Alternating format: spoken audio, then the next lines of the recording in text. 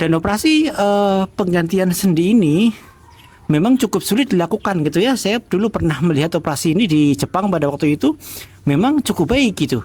Tetapi di Indonesia saya belum melihat apakah bisa dilakukan atau tidak. Mungkin sekarang sudah bisa ya. Mungkin bisa dilakukan perbaikan tapi nanti fungsinya menjadi berkurang. Jadi tidak bisa lagi nekok-nekok misalnya. Maka ini yang disayangkan seperti itu.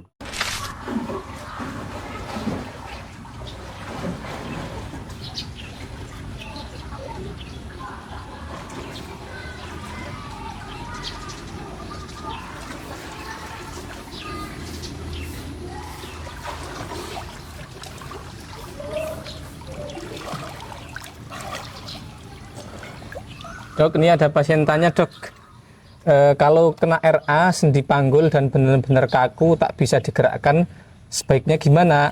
Apa perlu operasi pergantian sendi? Iya. Jadi salah satu keluhan RA yang paling khas itu memang kaku pada persendian, nyeri, bengkak, terutama pada pagi hari bangun tidur atau kalau dia sedang setelah beraktivitas ataupun setelah istirahat cukup lama gitu. Maka terjadi kekakuan, bengkak, dan nyeri sekali. Apakah seperti ini perlu operasi sendi atau tidak? Maka saya katakan bisa tidak ya. Kalau memang masih belum terjadi deformitas, perubahan bentuk yang sangat parah, maka sebaiknya tidak dilakukan operasi penggantian sendi gitu. Kenapa? Ketika dilakukan operasi penggantian sendi pun, karena RA itu bersifat sistemik, maka dia akan muncul lagi gitu kan. Selama belum diatasi penyakit RA-nya, maka dia akan masih sering muncul kekakuan seperti itu. Maka yang paling pas adalah untuk kita mengatasi flare up-nya supaya menjadi remisi gitu ya.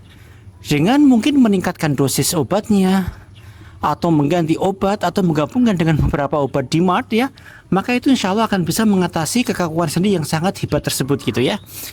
Maka silakan konsultasikan dengan dokter yang menangani untuk mungkin dilakukan beberapa variasi perubahan obatnya, apakah menaikkan dosis ataukah mengganti dengan ini ataukah menggabungkan dengan obat-obat DMARD yang lain gitu. Dan operasi penggantian sendi ini memang cukup sulit dilakukan gitu ya. Saya dulu pernah melihat operasi ini di Jepang pada waktu itu, memang cukup baik gitu.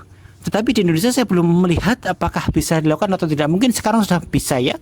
Cuman saya tidak tahu di mana bisa melakukan itu, karena itu memang harus ortopedi yang subspesialis di hand gitu ya. Maka memang agak sulit gitu ya. Mungkin bisa dilakukan perbaikan tapi nanti fungsinya menjadi berkurang. Jadi tidak bisa lagi nekok-nekok misalnya. Maka ini yang disayangkan seperti itu. Maka saran saya saat ini mungkin sebelum terjadi deformitas yang sangat hebat, tidak usah berpikir operasi dulu saja.